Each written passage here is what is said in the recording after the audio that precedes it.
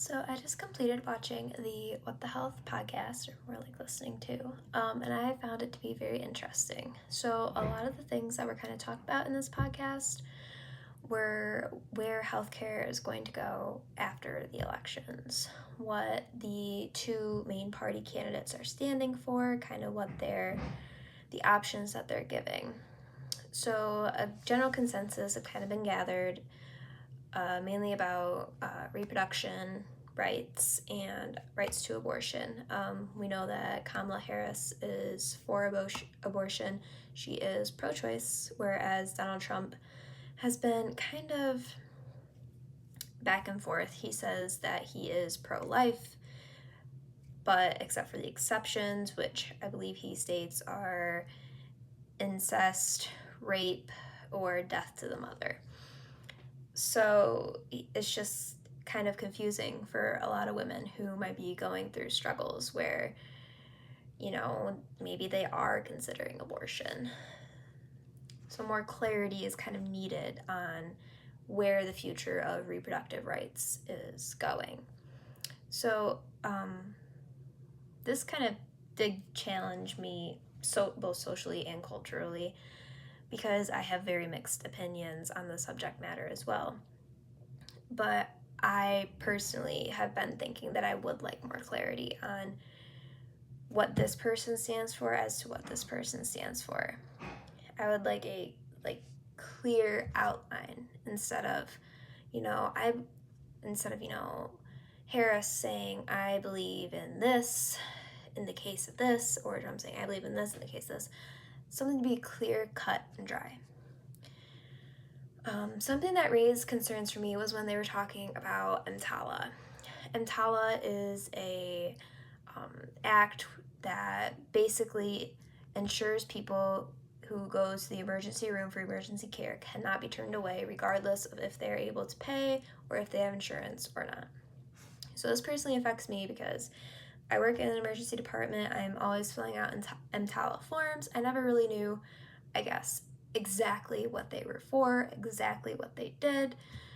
So the fact that there are debates going on about whether EMTALA is viable or not, whether EMTALA will be continued in the future or not, is, I think, incredibly scary. I couldn't imagine going to an emergency room and being turned away care when I'm having an emergency. A lot of people are coming out and showing their experiences that they go to the emergency room while they're having an emergency, but they wait so long to have this emergency care that they're supposed to be getting right away that it results in harm to them, such as one lady, she lost a fallopian tube. Now, this also brings in the abortion reproductive rights, because if you are having, let's say, an ectopic pregnancy and you come into the emergency room, ectopic pregnancies can turn life-threatening.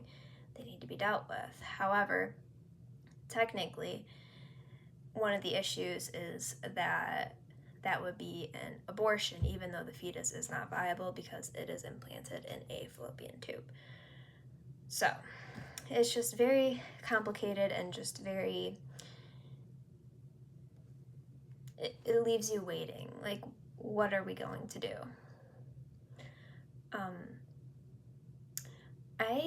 I don't really think this podcast conflicted with beliefs that I had previously. I think it touched on a lot of questions that I still have about where we're going with healthcare. I think that it's really scary to not know, because healthcare is vital. It's so important for each and every one of us. It is what ensures life. It's what ensures that we have a long, healthy life. And I think that it's just so scary. So yeah, the EMTALA thing is that is crazy to me. Let me find what they say here about it. So EMTALA protections actually don't even exist in every state, which is, I know here in Michigan, at our hospital, at least where I work, we abide by EMTALA. But, oh my goodness, to not have EMTALA and to be denied emergency care at a hospital is to basically be denied safety for your life and for your health. One of the biggest issues with EMTALA is people coming to an emergency room expecting care right away because they're having an emergency and not getting it right away because there's wait times, or because of the bias that they may not have insurance, they may not be able to pay, they might be pushed back further in the line, which is very dangerous for someone who is having an active emergency. So this podcast really furthered a lot of the questions that I had. It really touched on a lot of the questions that I had. But I just think that healthcare and politics, it's sad that they do mix, but they do. And I just hope for the safety of our healthcare in our future.